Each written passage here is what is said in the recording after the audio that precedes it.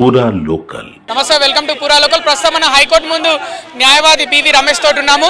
42 BC రిజర్వేషన్ల పైన high court 4 వారాలు వాయిదా వేసింది తీర్పుని. ఏం జరగబోతుంది మరి 4 వారాల తర్వాత, అసలు ఎందుకు వాయిదా వేసింది? ఓకే, ఇప్పుడు హైకోర్టు చీఫ్ జస్టిస్ 4 వారాలు వాయిదా వేసిండు. ఇప్పుడు ఏదైతే రాష్ట్ర ప్రభుత్వం ఎన్నికలు నిర్వహించాలని నోటిఫికేషన్ ఇచ్చిన అనంతరం చీఫ్ జస్టిస్ వాయిదా వేయడం అనేది టెక్నికల్గా గవర్నర్ సంతకం పెట్టకపోవడం వల్ల, బిల్లు కాస్త చట్టం కాకపోవడం వల్ల టెక్నికల్గా వాయిదా వేయడం జరిగింది. కానీ ఈ తెలంగాణ రాష్ట్రంలో ఉన్నటువంటి 56% బీసీల యొక్క మనోభావాలు దెబ్బతినడం జరుగుతుంది రాష్ట్రం లోపల.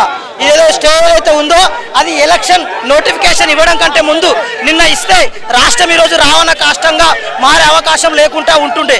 రెండవది, తెలంగాణ రాష్ట్రంలో ఉన్నటువంటి బీసీల యొక్క మనోభావాలు కూడా దెబ్బతినకుండా ఉంటూ ఉండే.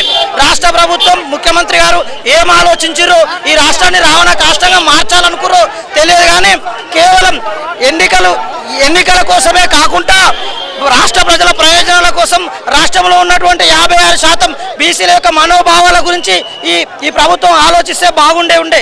నిన్న ఏదైతే చీఫ్ జస్టిస్ గారు రేపటికి పోస్ట్ పోన్ చేస్తా ఉన్నాము వాదనలు అని చెప్పినప్పుడు రాష్ట్ర ప్రభుత్వం తన నోటిఫికేషన్ను ఆపివేసుకోవాల్సింది ఉండే. కానీ ఎక్కడెక్కడో ప్రతి గ్రామంలో మండలాలలో చాలామంది ఎంపీటీసీలుగా జడ్పీటీసీలుగా నామినేషన్ వేశారు.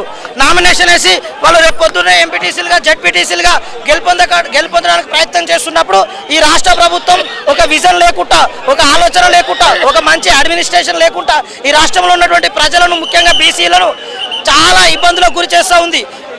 రాష్ట్ర ప్రభుత్వం వైఖరి ఎలా ఉందంటే నోటికాడికి స్వీట్ పెట్టి కడుపులో గుద్దినట్టుగా ఉంది. ఖచ్చితంగా రాష్ట్ర ప్రభుత్వం రేపు పొద్దున్నే ఈ టెక్నికాలిటీస్ పైన, ఈ లీగల్ ఇష్యూస్ పైన ఈ రాష్ట్ర ప్రభుత్వంలో ఉన్నటువంటి పెద్దలే రాష్ట్ర ప్రజలతోటి, ముఖ్యంగా బీసీలకు జరుగుతున్న అన్యాయం పట్ల ముందు ఆశ చూపి వెనకల బాయిలో నెట్టిన విధానానికి రేపు పొద్దున్నే సమాధానం చెప్పాల్సిన అవసరం ఉంటుంది.